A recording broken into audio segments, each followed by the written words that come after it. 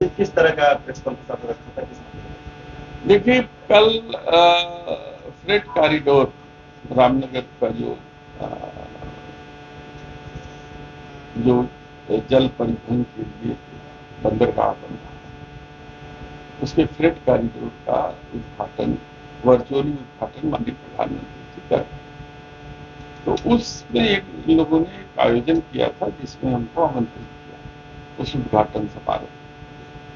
हमने वहां उसमें जाने से मना कर दिया। मैंने कहा कि मैं उस कार्यक्रम का बहिष्कार कर, और फिर प्रधानमंत्री को एक पत्र भी लिखा और आपको पत्र के माध्यम से जानकारी भी दे रहा हूँ माननीय प्रधानमंत्री जी को कि माननीय प्रधानमंत्री जी, आप गरीब किसान और गरीब जनता के घर को उजाड़ के जो फ्रेट कॉरिडोर आप बनाने का सपना देख रहे हैं, ये किसी भी दशा में ठीक नहीं।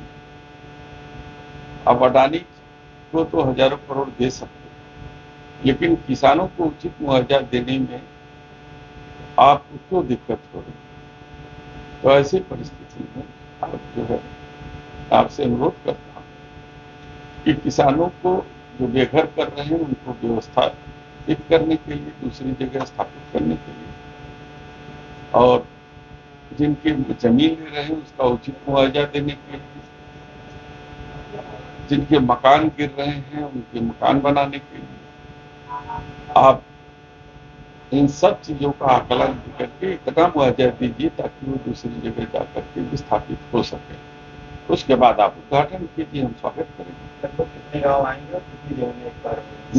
जो रालूपुर है, मिल्कीपुर है, ताहिरपुर है, और अगल बगल के 2 गांव हैं जो जिनकी सारी जमीन करीब 150 एकड़ जमीन का। इस प्रोजेक्ट में कहीं ना कहीं सरकार ने सर्वे भी कराया होगा, इस चीजों को देख के ही प्रोजेक्ट ला रही है। देखिए, सरकार एक सपना देखी है और सपने को पूरा करना चाहती है, जबकि अगर फिजिबिलिटी देखिए तो 0.01% भी इसकी सफलता 4 साल में नहीं।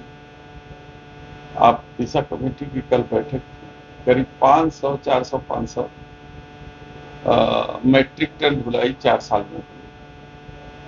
अब ट्रक से ढोते तो कितना भाड़ा लगता, और 400 टन आप उससे ढोए तो कितना भाड़ा लगेगा? ज्यादा से ज्यादा 40-45 रुपए का अंतर आ रहा है ढुलाई। और 40-45 का अंतर का मतलब है कि 20,000 रुपया 5 साल में, 20,000 रुपया 4 साल में फायदा हुआ, और खर्च कितना हुआ? हजारों करोड़। तो आप उसकी सफलता का प्रतिशत देख लीजिए। गंगा नदी में पानी 8-10 महीने रहती है, इसलिए जहाज चल ही नहीं सकता पानी का।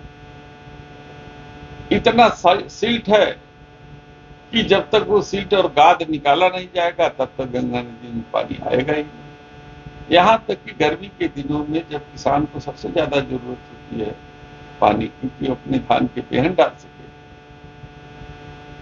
ग्रामीण और जंगली पशुओं को पानी के लिए असुविधा होती है, तो सरकार पहले व्यवस्था करती थी कि नहरें चला करके वो ताल पोखरे भर देती थी ताकि वो जंगली और जो अपने घुमंतू पशु हैं वो पानी पी के अपनी प्यास बुझा दे। लेकिन जब इस बात के लिए जब दबाव बनाया जाता है पंप कैनाल के अधिकारियों पर, तो कहते हैं कि जल स्तर इतना नीचे है, गंगा नदी में पानी नहीं है, पंप चल ही नहीं रहा। तो जहां पंप न चल पाए, जहां पानी में इतना न रहे कि सिंचाई के लिए मिल सके, वहां आप कल्पना कर रहे हैं कि ये पानी का जहाज चलाएंगे। ये दोनों में कितनी विसंगतियां। मतलब कि आप इसका विरोध कर रहे हैं या फिर इस मुआवजे के लिए विरोध कर रहे हैं? हम उसका विरोध भी कर रहे हैं। अगर प्रधानमंत्री जी नहीं मानेंगे तो मुआवजा दे करके आप अपना सपना पूरा कीजिए, लेकिन बिना मुआवजा दिए यदि आप उनको विस्थापित करेंगे तो उसके लिए हम खड़े हैं। वाराणसी में देखा जा रहा है कि अधिवक्ता बनाम पुलिस हो चुका है मामला, और ये लगातार पुल पकड़ता दिखाई दे रहा है। आप किस तरीके से देख रहे हैं? देखिए, ये दुर्भाग्य है जब समाज का कमजोर व्यक्ति शासन और प्रशासन से न्याय की उम्मीद खो बैठता है तो कचहरी की तरफ आता है, और कचहरी में यही अधिवक्ता समाज उसको न्याय और सम्मान दिलाने की कोशिश करता है।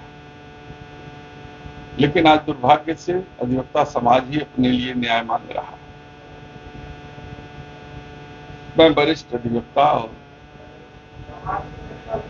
शासन प्रशासन में बैठे हुए वरिष्ठ अधिकारियों से अनुरोध करूंगा कि आपस में मिल बैठकर और इस समस्या का गंगोत्री से जब गंगा जल ही प्रदूषित हो तो आप कल्पना कैसे कर सकते हैं कि गंगा साफ हो। तो जो शासन व्यवस्था है वही पारदर्शी नहीं है, वही पहचान के निर्णय लेने की बात करता है।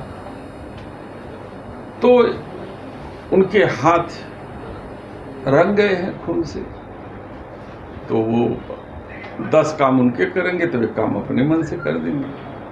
तो उसी की देन है कि शासन व्यवस्था इस समय लोगों की नजरों में खटक रहा। समाधान करें, क्योंकि अधिवक्ता समाज एक संस्था है और उसका